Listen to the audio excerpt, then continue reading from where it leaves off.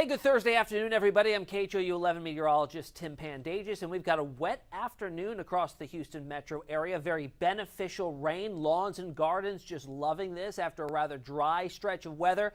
Enjoy it while it lasts because our rain chances really start to diminish over the next 24 to 48 hours. However, for the remainder of the afternoon, we'll have more downpours like this. There is some thunder and lightning embedded here, but all of these storms are non-severe, so just extremely heavy rainfall that could lead to some ponding and standing water on roadways briefly until the catch basins can catch up and remove that water from the road surfaces. It's not going to be too much of an issue as we head into the afternoon and the evening commute. Here's a look at the downtown area along the Loop, the Beltway, all getting wet this afternoon. Storms developing mainly to the south and drifting their way off to the north. So this is about our third round of some heavy rain in the downtown area. Out by Bush, it's very wet right now. Spring as well. Notice the bright shades of yellow and orange there. Some of these rainfall amounts or per hour rates are 1 to even 2 inches per hour. The atmosphere is very juiced up. We've got the high humidity out there, and these storms are taking advantage of that and kind of converting that into heavy tropical-like downpours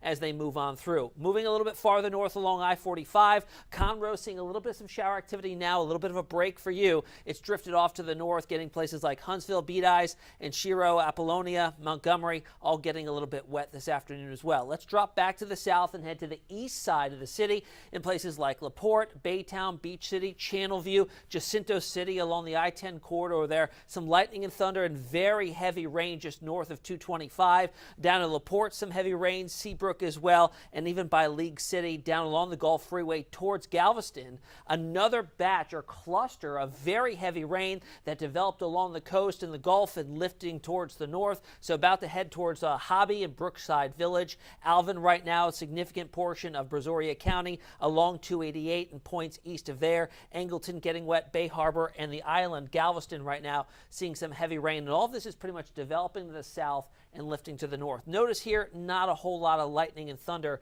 associated with that. Let's jump back to the north and show you rainfall totals here. This is a 3-hour estimate from radar, up to 1, 2, even over 3 inches of rain. That's an inch an hour rainfall rates. Northern Harris County, southern Montgomery County saw the heaviest of the rain so far. Out by Spring, Tomball, Atascocita, and these areas were under a flood advisory for a little while. In fact, still ongoing in northern Harris County, and that's for that standing water potential before this rain moves on out. Elsewhere, totals so far since midnight, not too bad at all. In fact, a significant total out at Bush Airport, just under 1 3/4 inches.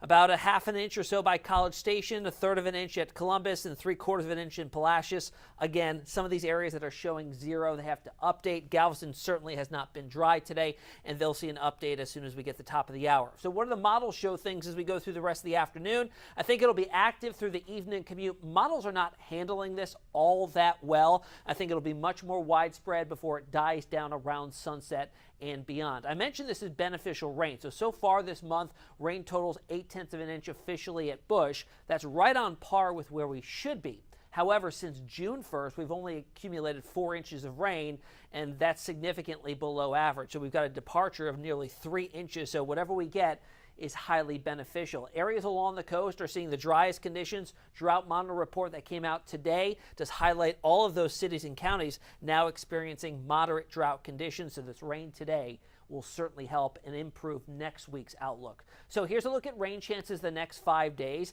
They're still in the picture through this weekend, but significantly lower. You look at Saturday and Sunday, you see 30% rain risk. It's not a washout. I think we've got an isolated risk for afternoon showers and storms, and then chances drop to 0 early next week. That's because our focus will then shift from rain to heat and humidity once again. Heat dome returns and air temperatures take a run at 99 to 100 degrees. I'll talk about that coming up on the 411 on the TV side when we see you a little bit later this afternoon.